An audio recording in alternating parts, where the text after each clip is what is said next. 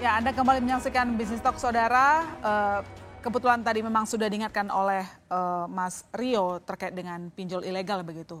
Apakah dengan adanya aturan yang sangat jelas ini, ada rambu-rambunya begitu ya, kemarin kan belum begitu jelas ya Pak Enci, ini akan secara otomatis mengurangi begitu. Memang tadi sudah saya tanyakan tapi minta pertegas lagi bahwa ini dampaknya sangat positif untuk industri yang legal karena orang jadi lebih nyaman ke legal dan meninggalkan ilegal yang mereka kan preman ya, Ya.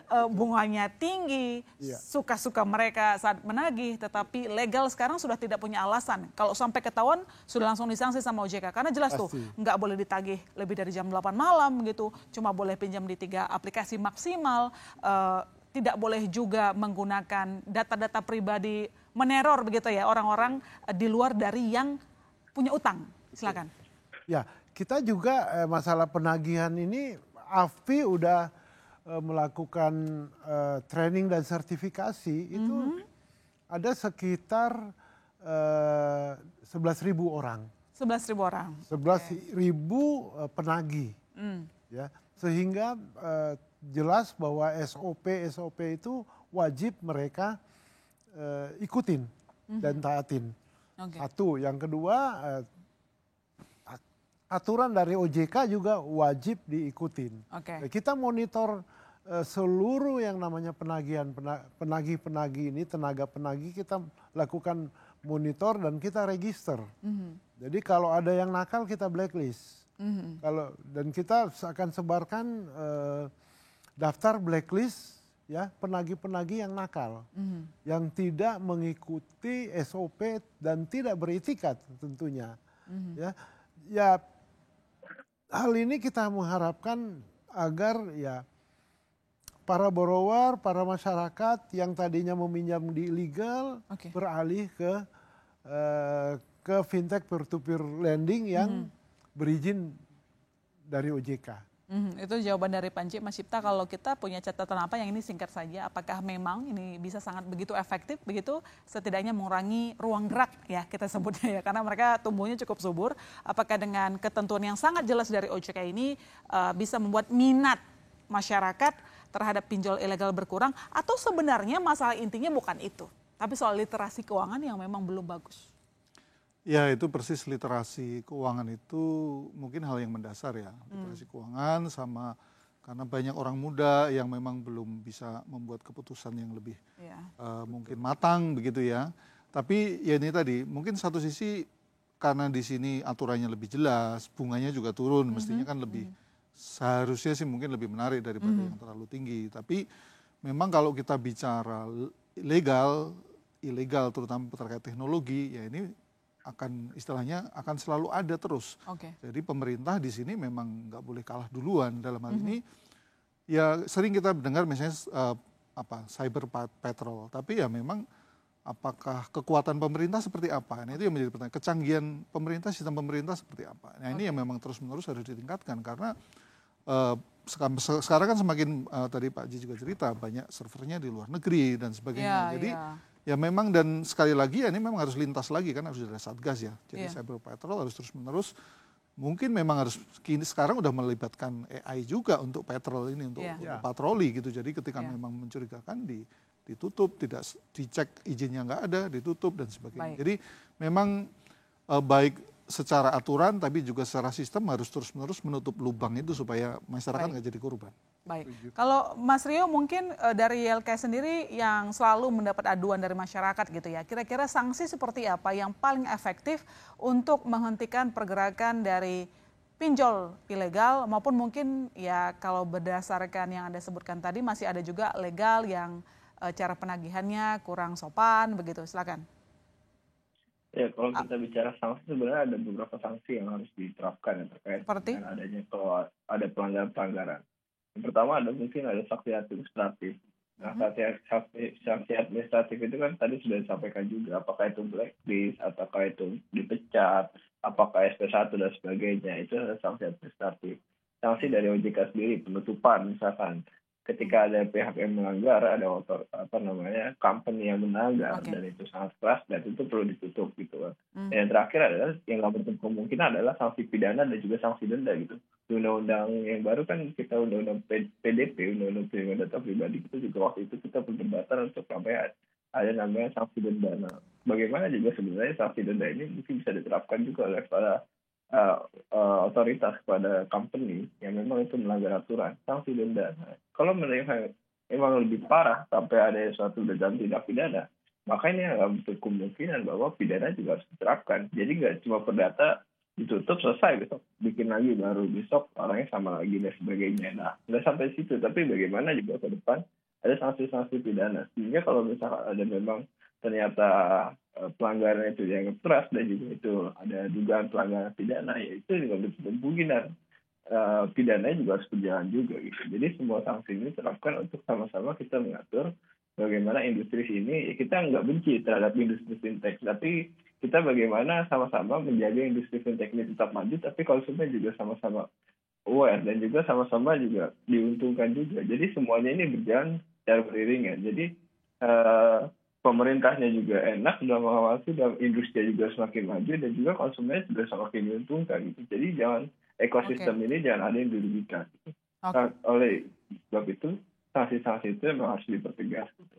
Oke, baik. Saya ke Mas Cipta. Mas Cipta, dari ilegal kita kembali ke yang legal karena sebelumnya kita bicara soal permodalan begitu. Kalau kita cermati per September 2023 kemarin, ini pemberi dana terbesar industri fintech lending adalah perbankan ya, yakni mencapai 49%. Nah, kira-kira apa yang mesti dilakukan perbankan untuk membantu menyehatkan industri fintech lending? Ya, ini sebenarnya menarik ya, mungkin banyak kita nggak bahas selama ini. Tapi sebenarnya gini, kalau mau bicara siapa sih yang ikut berperan membesarkan industri fintech atau P2P atau ini sebenarnya tidak lain sebenarnya perbankan. Gitu. Ini agak unik juga, bank itu sebenarnya kadang-kadang main di dua kaki juga. Dia sering bilang, jangan pinjam di pinjol dong, pinjam di kita aja gitu. Pinjol kan susah dan sebagainya, ada berisiko. Tapi sebenarnya yang menyalurkan duit ke pinjol siapa? Ternyata bank juga, paling besar adalah bank 46% kalau bank umum gitu. Kalau total banknya sekitar 49%.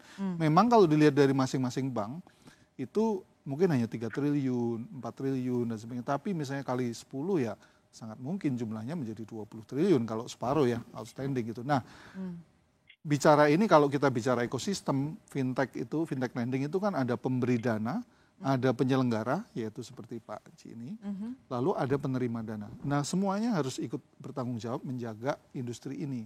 Dalam konteks ini ya perbankan karena dia sebagai pemberi dana terbesar ya harus ikut cawe-cawe. Maksudnya ya dia harus ikut jagain dong. Jagain si penyelenggara ini mungkin dengan kontrak-kontrak yang jagain bahwa ya Anda harus prudent, kalau nggak prudent saya nggak kasih lagi loh dananya gitu. Nah seperti itu. Jadi itu juga harus menjadi perhatian dari perbankan. Kalau kita melihat ya harus ada kepedulian juga dari perbankan. Jangan hanya melihat ini sebagai channeling lalu mungkin ada nah itu mungkin Pak Ji bisa cerita. Jadi selama ini hubungan sama perbankannya seperti apa? Iya. Apakah sudah ada kesepakatan untuk jagain itu? Gitu. Oke, boleh Pak Ji. Gimana sebenarnya selama ini hubungannya dengan fintech dan perbankan ini nggak bisa dipisahkan. Karena paling besar memang dari perbankan. Andil terbesar dari perbankan. Seorang kan cuma 19%. Oh, kecil. Okay. Nah, jadi kolaborasi antara bank dengan fintech itu sangat dibutuhkan, ya kan. Nah, perbankan kenapa? Fintech ini tujuannya membiayai unbankable dan underserved. Yeah. Unbankable artinya yang dimana bank-bank tidak bisa masuk di market itu. Nah, melalui channeling fintech ini, bank akan menyalurkan itu. Yeah. Itu, ya. Kita juga jangan terlalu lihat fintech ini di sisi cash loan ya, pinjaman-pinjaman cash loan. Tetapi produktif itu cukup tinggi, cukup besar. Dan banyak sekali startup company yang terbantu, yang menikmati manfaat daripada fintech ini. Okay. Jadi terutama startup yang tidak bisa, yang belum memenuhi syarat ke bank, sehingga dia akan ke ke fintech dulu. Jadi banyak banget. Ada juga beberapa teman-teman di platform itu melakukan group lending, grup mama, ibu-ibu aja. Dan itu hampir seluruh Indonesia, Pak, ininya. Nah, terus ada yang main di warung-warung aja. Ada yang main di inventory financing, ada yang receivable financing. Nah, itu yang mesti kita lihat manfaat daripada fintech ini, gitu loh. Itu satu. Tetapi kita lagi diskusi juga dengan OJK di mana sebenarnya banyak ya masyarakat ya yang meminjam itu kecil-kecil sebenarnya. Ya seperti umpamanya dia bukan warung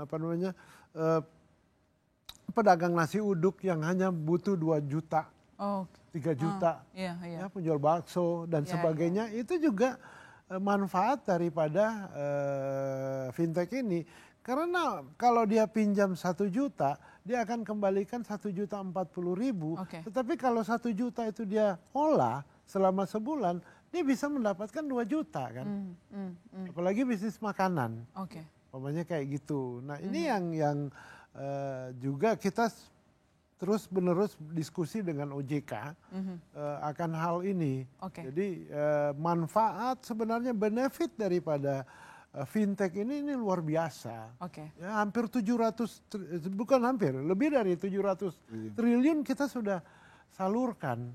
Jadi manfaatnya banyak. Cuman memang karena tadi Pak 120 juta ya, 120 juta peminjam. Let's say rata-rata di 70 juta orang peminjam seluruhnya. Ada 2 orang aja bunuh diri. Jadi viral. Dan kemarin ada kami viral dan hoax kan. Nah, yang disalahkan apa? Fintech. Tetapi orang tidak melihat manfaat itu sendiri. Manfaat benefit dari fintech itu sendiri itu luar biasa. Ya, banyak sekali pedagang-pedagang yang tidak bisa dilayani oleh bank. Itu banyak yang mengambil fintech. Dan ingat ada 49% itu produktif dari total. 49% yang produktif. Sebenarnya cita-cita awalnya bagus, tapi memang ada-ada saja praktik di lapangan. Jadi untuk membuktikan pernyataan dari Pak Encik tadi, ini jawab singkat saja Mas Rio, karena memang kalau untuk penyaluran kredit paling banyak juga generasi milenial dan Gen Z. Tapi yang macet juga mereka-mereka juga milenial dan Gen Z. Karena tadi kita concernnya YLKI adalah melihat bahwa regulator harusnya tegas, industrinya juga harus punya screening. Tapi saya punya pertanyaan yang mungkin ini basic sekali Mas Rio. Ketika menerima laporan, paling banyak itu usia berapa? Lalu kemudian mereka itu biasanya ngutang untuk apa? Karena kan pada dasarnya kalau utang ya bayar dong. Silakan. Jadi kalau misalkan kami nggak sampai screening sejauh itu, Mbak. Jadi kita kan terima pengaduan-pengaduannya kan mereka datang dari email atau datang langsung atau misalnya itu. Tapi kita nggak sampai sejauh sana penelitian apakah kita harus datang berapa ini. Tapi tahun 2018 atau 2019 kita buat kajian sama sebenarnya kurang lebih datanya sama seperti itu. Peminjam-pinjamnya kurang lebih rentan usianya adalah rentan usia 18 sampai 35 tahun itu adalah masa-masa produktif ya gitu. Tapi kita setuju juga untuk kalau utang bayar gitu kan. Tapi kan bayarnya berapa gitu kan, harus fair juga dong gitu. Jadi kita di sini utang boleh gitu. Tapi kan harus ada aturan pengembalian, jangan sampai maksimum misalkan pinjamnya berapa ternyata lebih dari 100% dengan pengembalian juga. Nah itu kan nggak fair juga. Tadi juga saya menanggapi juga sebenarnya apa yang disampaikan Pak Encik. Nah, tadi terkait dengan itu adalah bunuh diri, viral dan sebagainya. Itu masalah soal bom waktu dan juga itu korban itu. Mungkin di lain sana juga di luar sana banyak mempunyai korban-korban juga, tapi nggak sampai viral sana. Dia juga mengalami permasalahan itu. Tapi ada beberapa yang viral juga. Nah itu harusnya juga bagaimana itu perlu dievaluasi kita bersama, duduk bersama, dan kita menjawab persoalan bersama agar permasalahan fintech ini ya itu nggak terus berulang dan ini akan menjadi industri maju. Gitu.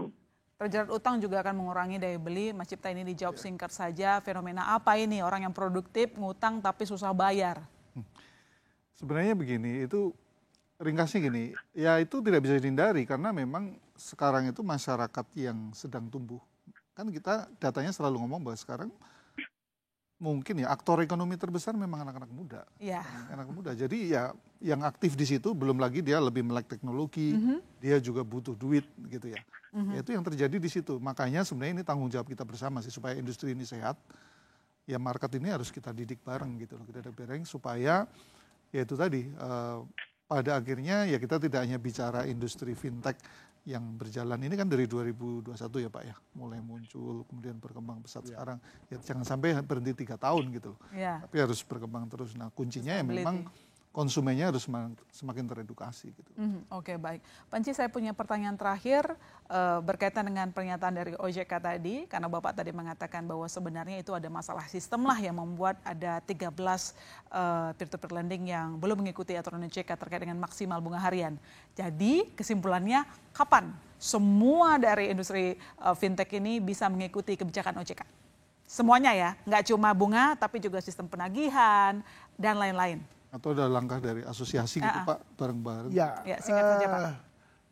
Jadi OJK sebenarnya sudah mengeluarkan yang namanya roadmap untuk LBBTI ini, layanan LPBBTI, layanan pendanaan bersama berbasis teknologi informasi. Nah, semua terus OJK juga sudah mengeluarkan SE OJK, surat edaran OJK. Nah, semua ini wajib kita ikutin. Nah, kita komit bersama OJK dan AFPI untuk menjaga agar industri ini survive dan sustainable. Nah, kapan harus diikutin ini? Ya sekarang harus, begitu ditetapkan oleh OJK. Tapi kapan kira-kira semua bisa ngikutin? Ini memang karena baru ya. Saya rasa bulan ini kita terus akan lakukan evaluasi. Antar OJK, semua anggota ya berarti? Semua anggota, ya, semua anggota. Betul. Semua anggota, jadi semua sepakat untuk mengikuti aturan OJK, jangan sampai ada yang tertinggal. Bunganya tinggi sendiri, untung sendiri juga nggak mau kan? Ya. Sebenarnya kalau bunganya untung sendiri, kami dari AFPI juga menegur. Baik. Karena kan untuk kesehatan persaingan juga begitu ya. Betul. Masih banyak sebenarnya yang ingin kita bahas, sayang sekali hari ini sekali lagi kami sudah mengundang Otoritas Jasa Keuangan Saudara untuk bergabung di diskusi malam ini, tapi kemudian berhalangan hadir, tidak apa-apa, setidaknya kita sudah bersama langsung pelaku industrinya untuk menjelaskan bahwa siap mengikuti yang sudah diperintahkan oleh Otoritas Jasa Keuangan. Terima kasih Panci Zafar, Ketua Umum IPI, terima kasih banyak telah bergabung bersama kami.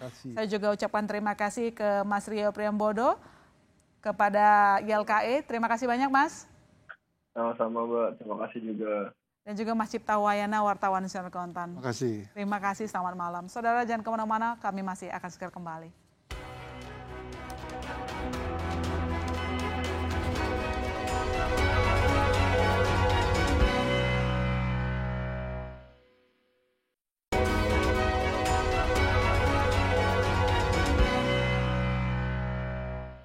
Ya, bunga pinjol memang sudah diturunkan, mungkin semakin memudahkan untuk memperoleh bantuan pendanaan. Namun kemudahan memperoleh utang juga harus dibarengi dengan upaya meningkatkan literasi keuangan. Dan paling penting saudara, Anda harus ingat, jangan sampai seret bayar utang. Karena ingat, utang memang harus dibayar. Saya Maisy Tarigan, undur diri. Sampai jumpa Selasa depan di Business Talk.